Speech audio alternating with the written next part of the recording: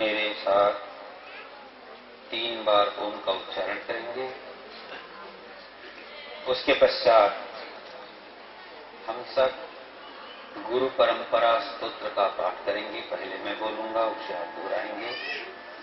तत्पश्चात 2-4 बातें।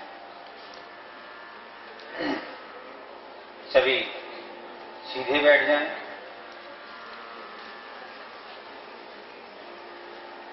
आंखें बंद कर लें। मेरुदंड सीधा, बातें नहीं, बिल्कुल शांत चित्त होकर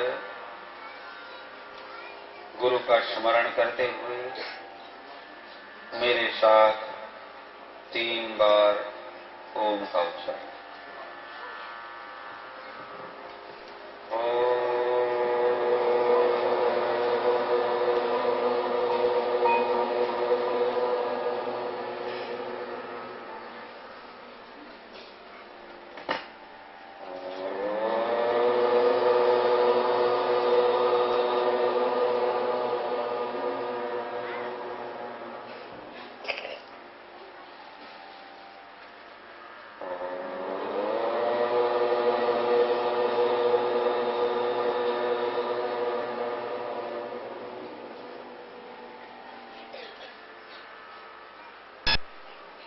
आंखें खुल सकते हैं।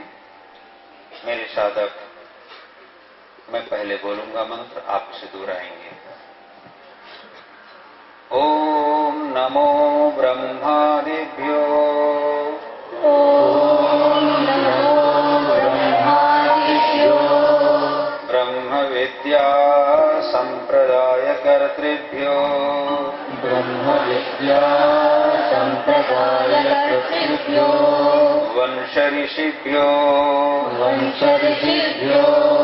नमो गुरुभ्यः, नमो गुरुभ्यः, नारायणं पद्मभवं वसिष्ठम्, नारायणं पद्मभवं वसिष्ठम्, शक्तिं च तत्पुत्र पराशरं च, शक्तिं च तत्पुत्र पराशरं च, व्यासं शुकं गौडपदं महान्तम्, व्यासं शुकं गौडपदं महान्तम्, गोविन्द योगीन्द्रमथास्य शिष्यम्, गोविन्द योगीन्द्रमथास्य शिष्यम्, श्रीशङ्कराचार्यमथास्य पद्म, श्रीशङ्कराचार्यमथास्य पद्म, पादं च हस्तामलकं च शिष्यम्, पादं च हस्तामलकं च शिष्यम्, तं त्रोटकं वार्तिककारमन्यान्, तन्त्रोटकं वार्तिककारमन्यान्, अस्मद्गुरुं सन्ततमानतोऽस्मि, अस्मद्गुरुं सन्ततमानतोऽस्मि।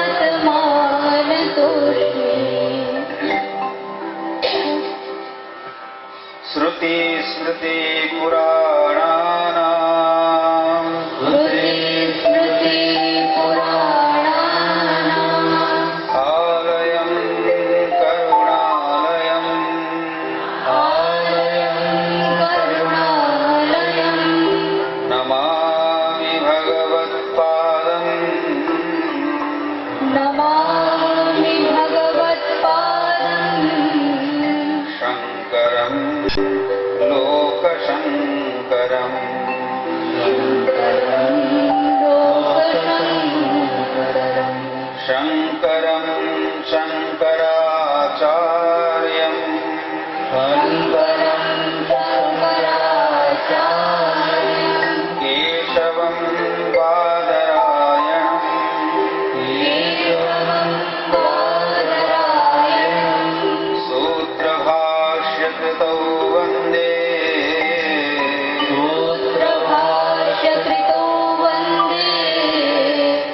भगवन्तौ पुनः पुनः भगवन्तो पुनः पुनः ईश्वरो गुरुरात्मेति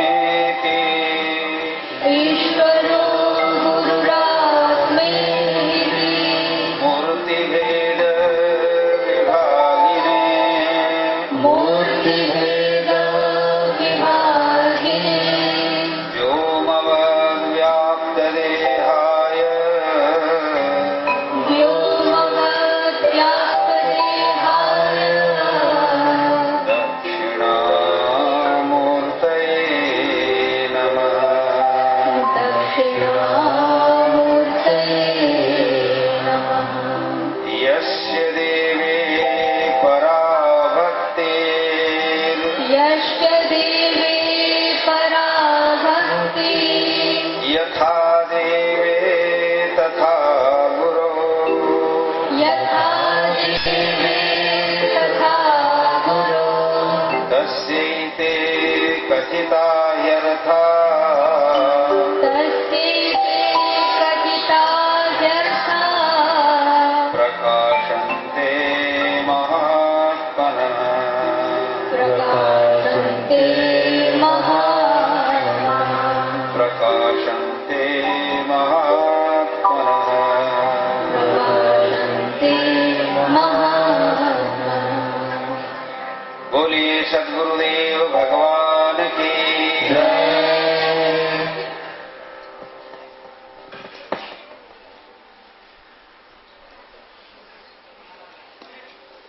हरिओम तत्सत। प्रिय दिव्यात्मन, आज गुरु पूर्णिमा के पावन अवसर पर हम सब गुरु चरणों में उपस्थित हुए हैं। आज का यह पवित्र अवसर हमें बड़े सौभाग्य से मिलता है।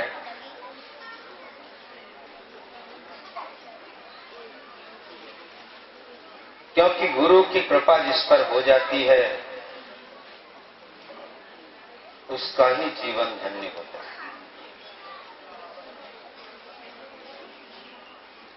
इसी संदर्भ में हम सब अपने जीवन को धन्य करने के लिए ही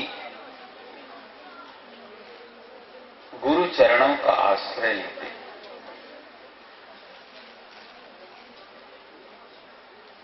क्योंकि एक समय ऐसा आता है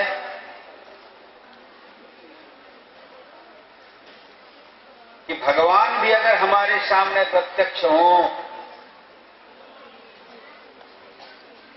तो वे अपने विषय में हमें स्पष्ट नहीं बताते, बल्कि वे भी किसी श्रोत्रिय ब्रह्मनिष्ठ सद्गुरु के शरण में जाने का आदेश देते। आपने पढ़ा होगा, सुना होगा, प्रत्यक्ष भगवान श्री कृष्ण स्वयं अर्जुन को उपदेश देते हुए कहते हैं, अर्जुन, ईश्वरः सर्वभूतानां हृद्देशेऽर्जुन तिष्ठति। हे अर्जुन, समस्त प्राणियों के हृदय प्रदेश में ईश्वर रहता है। और अगर जीवन में तुम्हें कुछ होना है तो उस ईश्वर के शरण में जाओ, तमेव शरणं गच्छ सर्वभावेन। हे भारत, उस परमात्मा के शरण में तुम जाओ हर तरह सर्वभावेन, परिपूर्ण रूप से अगर शरणागत होना है तो उस ईश्वर की शरणागति में जाओ।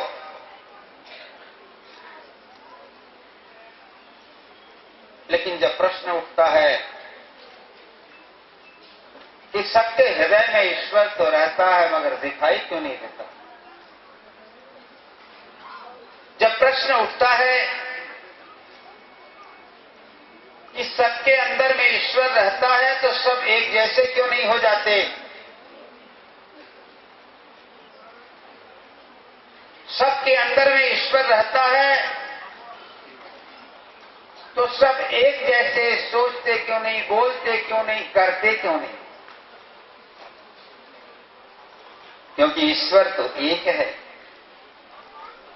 और वही अगर सबके हृदय में विराजित है तो सबको तो एक जैसे होना चाहिए। फिर ये जगत में नानात्व क्यों दिखाई पड़ता है, अनेकता क्यों दिखाई पड़ती है।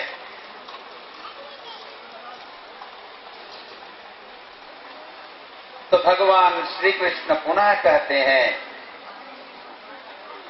सत्य तो ये है कि ईश्वर एक है, ये भी सत्य है कि ईश्वर सबके हृदय में रहता है, लेकिन सब एक होते हुए भी वह यहां अनेकता का विस्तार क्यों किए हुए है। इस रहस्य को अगर जानना है तो हे अर्जुन, तुम्हें तत्वदर्शी ज्ञानियों के पास जाना होगा। अनेकता में एकता और एकता में अनेकता, जड़ में चेतन, चेतन में जड़, ये जो रहस्यमय दृश्य हमें दिखाई पड़ता है संसार में, इसका समाधान तो केवल गुरु ही कर सकते हैं। और कैसे गुरु? तत्वदर्शी गुरु। और उस गुरु के पास अगर जाना है तो तुम्हें यूं ही गुरु बता नहीं देंगे, बल्कि उसकी भी एक परिपाटी है, एक परंपरा है। भगवान श्री कृष्ण कहते हैं तद्विद्धि प्रणिपातेन परिप्रश्नेन सेवया उपदेक्ष्यन्ति ते ज्ञानम ज्ञानिनः तत्वदर्शिनः। तद्विद्धि प्रणिपातेन, प्रणिपातेन अर्थात सबसे पहले जाओ तो गुरु के चरणों में अपने आप को समर्पित कर दो, शरणापन्न हो जाओ गुरु के चरणों में। क्योंकि शरणागति के बिना सद्गति नहीं प्राप्त होती, इस बात को ध्यान में रखना है। शरणागति के बिना सद्गति नहीं प्राप्त होती।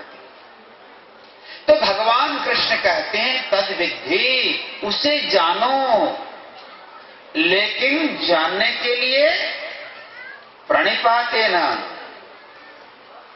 शरणागत होकर के जानो। परिप्रश्नेन, गुरु के सामने अपनी जिज्ञासा को रखो और जानो। प्रश्न का मतलब गुरु जी की परीक्षा नहीं करनी है कि देखें गुरु जी कितने पानी में, गुरु जी कितने शास्त्र पढ़े हैं, गुरु जी कितने ज्ञानी हैं, ये परिप्रश्न नहीं, बल्कि जिज्ञासा को रखो गुरु के सामने। सचमुच में तुम जिस वस्तु को, जिस विषय को नहीं जानते हो, उसको जानने के लिए गुरु के सामने जिज्ञासा रखो। लेकिन ध्यान रहे, केवल शरणागति से, परिप्रश्न से तुम्हें गुरु से तत्व का ज्ञान प्राप्त नहीं होगा। और ध्यान रहे, प्राप्त होगा भी तो टिकेगा नहीं। टिकेगा कब? सेवया, जब सेवा करो। और सबसे सबसे बड़ी समस्या है ये सेवा को लेकर। क्योंकि आदमी सेव्य बनना तो पसंद करता है, मगर सेवक बनना पसंद नहीं करता। स्वामी बनने के लिए सभी प्रयास करते हैं, सेवक बनना कोई नहीं चाहता। क्योंकि सेवक बनना सबसे कठिन व्यापार है, सबसे कड़ा धर्म है। शास्त्र कहते हैं सबते सेवा धर्म कठोरा। दुनिया में जितने भी प्रकार के कर्म हैं, जितने भी प्रकार के धर्म हैं, जितने भी प्रकार की व्यवस्थाएं हैं, उन सब में सेवक का धर्म सबसे कठोर धर्म है। सेवा करना सबसे कठोर, क्योंकि सेवा तभी सफल होती है जब तुम्हारी सेवा से स्वामी प्रसन्न हो।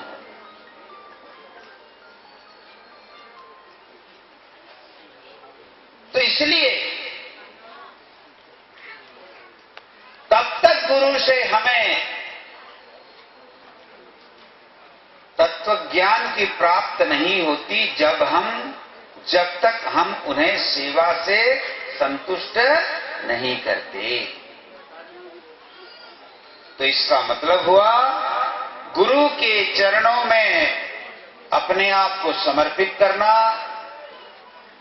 गुरु की सेवा करना, और उसके बाद अगर प्रश्न करते हो, परिप्रश्न करते हो, तब गुरु तुम्हें उपदेश देते। जगत गुरु शंकराचार्य ने इसकी एक बड़ी सुंदर परंपरा बताई।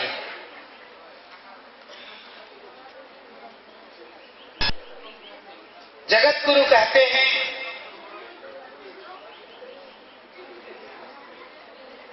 कि जिज्ञासुओं को, साधकों को, शिष्यों को गुरु के पास स्वयं जाना चाहिए। हमें यह अपेक्षा नहीं करना चाहिए कि गुरु आ करके हमें तत्व का ज्ञान दें। गुरु आकर तुम्हें तत्व का ज्ञान नहीं देते, उसके लिए तो गुरु के पास जाना पड़ता है। ये वैदिक परंपरा है। वेद में भी ये कहा गया है कि तत् विज्ञानार्थम स गुरुमेवाभिगच्छेत् समित्पाणिः श्रोत्रियम ब्रह्मनिष्ठम। तद विज्ञानार्थम, तत् का मतलब होता है परमात्मा। उस परमात्मा को जानने के लिए स माने वह जिज्ञासु गुरुम एवं अभिगच्छेत्, गुरु के पास जाए। और जाए तो कैसे? समित पाणी ही। समित पाणी मतलब गुरु लोग अग्निहोत्री होते थे पहले। वैदिक जमाने में सबसे अधिक अग्नि की पूजा होती थी। तो अग्नि की पूजा तक यज्ञ के निमित्त पूजन सामग्री समिधा इत्यादि। समिधा का मतलब होता है लकड़ी, यज्ञ काष्ठ। कहने का ये तात्पर्य है कि गुरु के पास जाओ तो खाली हाथ नहीं जाना चाहिए। गुरु जो कार्य करते हैं उनके कार्यों में उपयोग में आने वाले पदार्थों को लेके जाना चाहिए। गुरु यज्ञ करते हैं तो शिष्य उनके पास समिधा इत्यादि लेकर जाते थे। तो ये वेद का नियम है। तद विज्ञानार्थम स गुरुमेवाभिगच्छेत् समित पाणी श्रोत्रियम ब्रह्मनिष्ठम। श्रोत्रिय एवं ब्रह्मनिष्ठ गुरु के पास ये शर्त रखी है। शास्त्रों में ये शर्त रखा गया है कि श्रोत्रिय एवं ब्रह्मनिष्ठ, उस गुरु के पास जाओ जो श्रोत्रिय हो और जो ब्रह्मनिष्ठ हो। श्रोत्रिय का मतलब होता है श्रुति। श्रुति अर्थात वेद। जो व्यक्ति श्रुति के अनुरूप चलता हो, श्रोत्रिय माने वैदिक विधि विधान के अनुरूप जीवन यापन करता हो। और ब्रह्मनिष्ठ का मतलब होता है जो ब्रह्म में स्थित हो। स्थित मतलब ब्रह्म को जानता भी हो, ब्रह्म को मानता भी हो, स्वयं ब्रह्म स्वरूप हो एवं सबके अंदर ब्रह्म को देखता भी। उसी को हमारे शास्त्रों में गुरु कहा गया है। गुरु का मतलब ये नहीं है जो आज समाज में बहुत रूप से प्रचलित है। आज समाज में तो गुरु के न जाने कितने वेश हो गए हैं और न जाने कितने प्रकार के गुरु हो गए हैं। परिस्थितियां बदली हुई हैं। बदली हुई परिस्थिति में गुरुओं के स्वरूपों में भी परिवर्तन हुआ है, गुरुओं के आचार विचार और व्यवहार में भी परिवर्तन हुआ है। मैं इन सांसारिक या अपरा विद्या के गुरुओं की बात नहीं कर रहा हूं। यथार्थ में गुरु पूर्णिमा तो हम उस गुरु के लिए मनाते हैं जो स्वयं ब्रह्म स्वरूप है, स्वयं महर्षि हैं, ब्रह्मर्षि हैं। महर्षि कृष्ण द्वैपायन वेदव्यास जी। आज वेदव्यास जी के कारण हमें ब्रह्मसूत्र मिला, ब्रह्म को जानने का दर्शन मिला, महाभारत मिले, पुराण मिले, शास्त्र मिले और वेद को भी आज अगर हम जानते हैं तो ये महर्षि वेदव्यास जी की ही कृपा। और सच्चे अर्थों में विचार किया जाए तो वे ही ब्रह्मनिष्ठ श्रोत्रिय एवं ब्रह्मनिष्ठ गुरु हैं। हमारे परंपरा में हमारे गुरु हैं, आदि गुरु हैं। और उसी क्रम में हम भगवान नारायण से लेकर के शंकराचार्य जी से लेकर के आज जो हमारे वर्तमान गुरु हैं उन सबको मानते हैं, जानते हैं एवं उनकी पूजा करते हैं।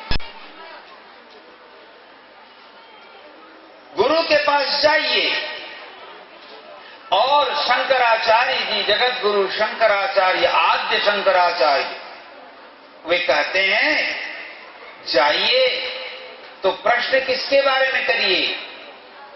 मोक्ष के बारे में कि हे गुरुदेव, इस संसार में मैं आकर भीत हूं, त्रस्त हूं, भयभीत हूं, मानसिक रूप से अशांत हूं, शारीरिक रूप से रुग्ण हूं। मेरा मन है कि कभी तृप्त नहीं होता। अतृप्ति ने मेरे अंदर बसेरा बना दिया है और उसके कारण मैं रात दिन अशांत हूं। तो मेरी इस अशांति को आप दूर कीजिए, मेरे अंदर जो भय है उसे आप दूर कीजिए। और इस प्रकार उनके पास आप प्रार्थना करते हुए उनकी शरणागति में जाते हैं तो गुरु तुम्हें अभय देंगे और कहेंगे बेटा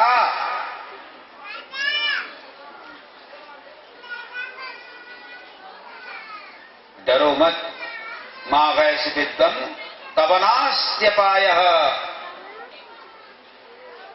हे विद्वान, हे वत्स, तुम्हारी अधोगति नहीं है।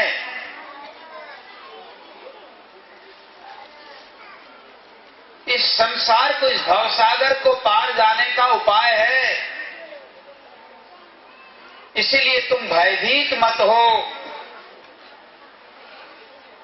और मैं तुम्हें आश्वस्त करता हूं कि तुम्हारे अंदर जो भय है उस भय को मैं दूर कर दूंगा और साथ ही भवसागर से भी तुम्हारा उद्धार कर दूंगा। गुरु ये आश्वस्त करते हैं शिष्यों को, और आश्वस्त होना चाहिए शिष्यों को। तो पहली बात, गुरु अपने शिष्य को भय से मुक्त करते हैं। और भय से मुक्ति का मतलब, आपको भय किससे लगता है? संसार में सबसे बड़ा भय क्या है? आप कहोगे भूत से मुझे भय लगता है। अरे भूत का भय कोई भय नहीं है, प्रेत का भय कोई भय नहीं है, शत्रु का भय भय नहीं है। इन सब के कारण जो मिलता है उसका भय है। शत्रु से क्या मिलता है? शत्रु मार डालेगा। भूत क्या करेगा? मार डालेगा। इसका मतलब घूम फिर करके सबसे बड़ा भय है मृत्यु का भय। आदमी किसी से नहीं डरता, वो डरता है तो मृत्यु से, मरना नहीं चाहता। और ये जो भय है मृत्यु का भय, आता कब है? आता तभी है जब हम मृत्यु को स्वयं से अलग समझते हैं। ध्यान रहे, हम जब मृत्यु को अपने से अलग मानते हैं तभी भय आता है। जब हम समझ जाएंगे कि मृत्यु हमसे अलग नहीं, अभिन्न है। सच बात तो ये है कि मृत्यु भी ब्रह्म है, परमात्मा है। मृत्यु क्या है? काल। काल का मतलब समय, और समय का मतलब भी परमात्मा है। भगवान भी काल हैं। कालोस्मि लोक क्षयकृत प्रवृद्धो। भगवान कहते हैं मैं ही काल हूं। अब जिस दिन आपको मृत्यु भगवान के रूप में दिखाई पड़ेंगे, भय लगेगा क्या? भय लगेगा? भय नहीं लगेगा। भय इसीलिए तभी होता है जब हम अपने से भिन्न किसी को देखते हैं, हमसे अलग लगते हैं कोई, तो भय होता है जब हम समझ जाएंगे कि मैं जो हूं और ये भी वही हैं, मुझ में और इनमें कोई भय नहीं है।